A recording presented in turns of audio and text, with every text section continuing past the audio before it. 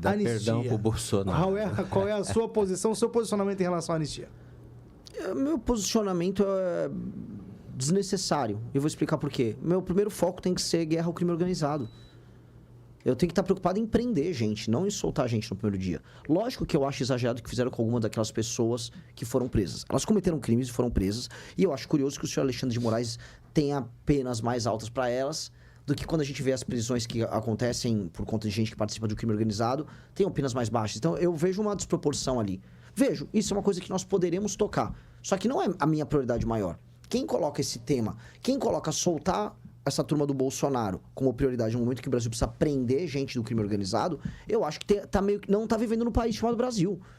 País chamado Brasil, o crime organizado está tomando cidade por cidade. A gente tem um dever de Estado em resolver isso. Então, eu vejo muita gente falando isso porque é um tema que movimenta a discussão em redes sociais. Mas isso não é a minha maior prioridade, de maneira alguma. Nem tem que ser de nenhum presidente.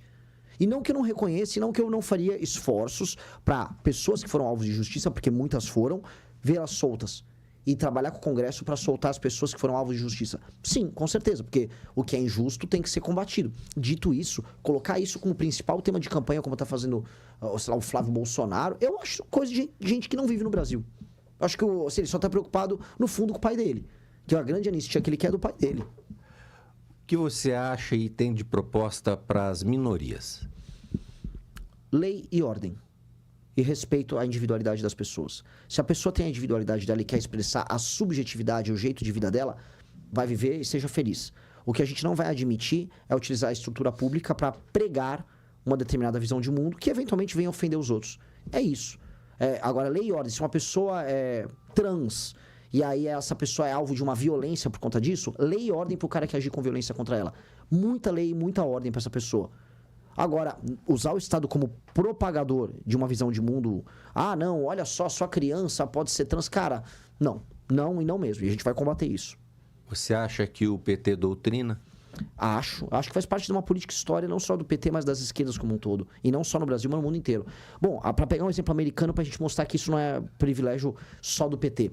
Nos Estados Unidos, havia basicamente um programa chamado USAID.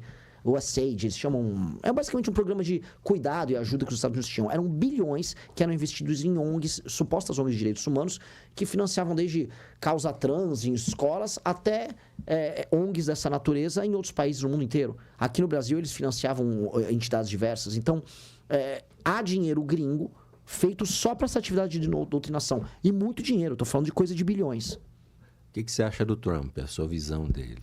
Trump, a gente pode ter muitas críticas contra ele, mas ninguém pode negar que o Trump vem fazendo, neste mandato aqui, um mandato que tem muitas consequências para o mundo. Ele derrubou um regime ditatorial que havia na Venezuela, e não há outro nome, é um regime ditatorial. E agora, 2 meses depois da queda do regime do Maduro, ele derruba o Khamenei. E eu acho que isso... Khamenei, desculpa. Que eu acho que isso tem consequências geopolíticas enormes.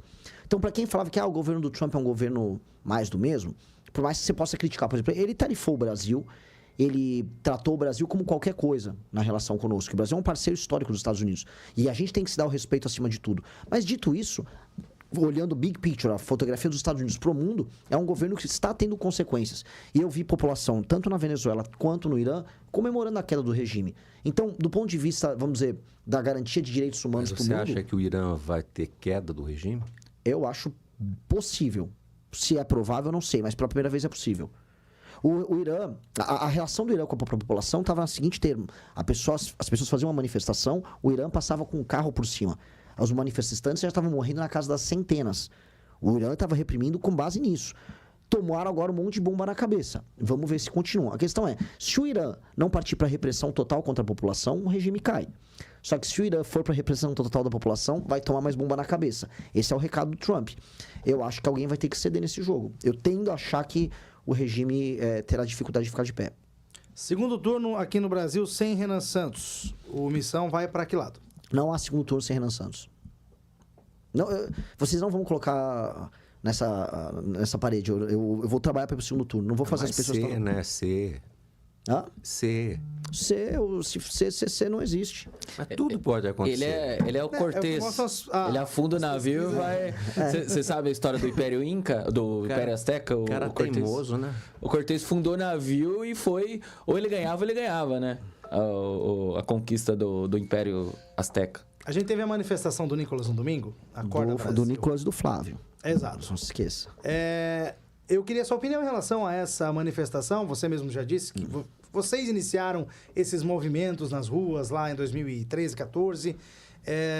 O que você achou de domingo lá na Paulista? Foi igual todos os domingos que eles marcam manifestações. Haviam senhores e senhoras de idade cantando músicas de apoio ao Bolsonaro. Era isso.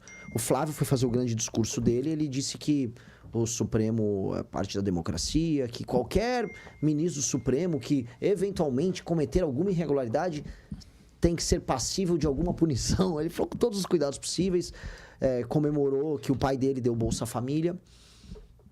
Foi isso. Ele fez um palanque para discursar como um candidato sem graça. Eu não sei se alguém ali... Mas ele fez exatamente aquilo que o piloto de corrida faz na última volta em primeiro lugar. Ele não quer bater no guarda-reio, né? Essa sensação que tem, né? O problema é que o carro dele, a corrida tá só começando e o carro dele tem problemas graves. Vou fazer uma profecia aqui, tá? Vocês verão nas próximas... Tá gravado, hein, gente? Pode botar. Vocês verão nas próximas semanas uma série de, vamos dizer, notícias em termos de justiça sobre Flávio Bolsonaro. Notícias pesadas sobre o envolvimento dele em eventuais escândalos. O jornalismo de bastidores lá em Brasília todo está comentando sobre isso. Contatos que nós temos também vão nessa linha. E... Dá um spoiler. Um spoiler, teve agora uma prisão de um ex-presidente da Assembleia Legislativa do Rio de Janeiro, com envolvimento com o Comando Vermelho e com envolvimento com toda a banda podre da política do Rio de Janeiro. Esse cara era muito amigo do Flávio também. Temos algumas novidades disso. Novidades do escândalo do INSS. Eventualmente novidades do escândalo do Banco Master. O Flávio Bolsonaro era um operador de negócios em Brasília. Não se esqueçam disso. O Flávio Bolsonaro era um dos grandes operadores de negócio em Brasília. Como muitos outros são. A esquerda e a direita. O Everson Rocha é da banda podre da esquerda, estava no escândalo do INSS, era um operador ali. Renan Calheiros é um operador do Centrão. O Flávio é um operador político da banda podre de direita. O ouvinte que está nos assistindo tem que entender. Não é porque a pessoa é de esquerda ou de direita que essa pessoa não comete crimes. A pessoa pode ter uma ideologia e cometer crime. É absolutamente normal. Na verdade, é regra e não exceção. Exceção é você não cometer crime lá em Brasília. Então, essas coisas vão atingir ele. É um jogo que ele e o Lula vão ficar soltando torpedos um no outro. Só que o Lula conta com uma máquina muito maior do que a dele. E eu acho bem complicado. Então, estou colocando em primeira mão aqui na Jovem Pan de Sorocaba. Você falou que o Flávio, no domingo, teve dedos para falar em relação ao STF, aos ministros, enfim. Queria saber a sua opinião em relação ao Alexandre de Moraes, de modo geral. Alexandre de Moraes, ele se excedeu, ele tomou, vamos dizer, tomou a liderança do Supremo Tribunal Federal para fazer o enfrentamento ao Bolsonaro. Dizia ele que era em defesa da democracia.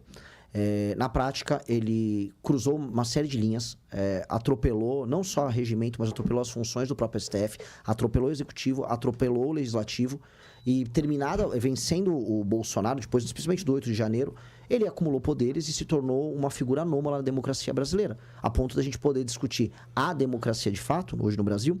Outra coisa, ele cruzou linhas com esse inquérito e agora, quando a gente descobre com o escândalo do Banco Master, que a esposa dele tinha um contrato de 136 milhões, ele está numa condição absolutamente insustentável de manter essa liderança. E ele fica tentando manter essa liderança, fica dando canetada como se tivesse tudo normal. O Alexandre de Moraes, ele não tem condições morais e técnicas para se manter na posição dele. E o Senado, se fosse uma instituição séria, tinha que convocar ele. E ele tinha que sair dessa posição que ele está. Assim como o Dias Toffoli, que acho que está numa posição ainda pior. O Dias Toffoli está numa posição pior do Alexandre de Moraes, porque, basicamente, assim, é complicado o que eu vou falar aqui, mas o envolvimento dele cruzava relações financeiras, né? Era um parceiro de muitos anos da turma do Banco Master. Então, a gente tem, assim, falando do Alexandre primeiro, mas depois do Dias Toffoli, a gente tem um STF que não tem condições morais de dialogar com a população brasileira e que acumulou um poder que ele não tem, vamos dizer, meios de sustentar. A questão é, Lula, Flávio Bolsonaro tem condições de apontar o dedo para esses caras e, livres de escândalos, fazer o enfrentamento para colocar o STF no lugar dele e o Congresso no lugar dele? Eu julgo que não. Aí tem que o eleitor julgar. Eu vi o Flávio Bolsonaro falando deles lá na Paulista. Eles não falaram o que eu falei aqui. Eles não falaram o que ele falou. Ele não falou. Ele falou outra coisa. Ele falou, não sei o quê. Por quê? Porque ele tem medo. E por que ele tem medo? Meus amigos, o Lula está solto e é presidente da República? Vamos lembrar. Porque o Lula apoia o STF. O Lula STF tá maravilhoso, né? O Lula apoia o STF porque o Lula só tá solto e o Lula só foi candidato a presidente por conta do STF. E o Flávio Bolsonaro? O Flávio Bolsonaro só tá solto porque tomou uma canetada favorável do Gilmar Mendes, que escondeu, que brecou o escândalo da rachadinha. Porque se continuasse as investigações, ele seria preso. Gostou deste vídeo? Curta, comente e se inscreva para mais cortes como esse. E não se esqueça, nada escapa da mira da onça.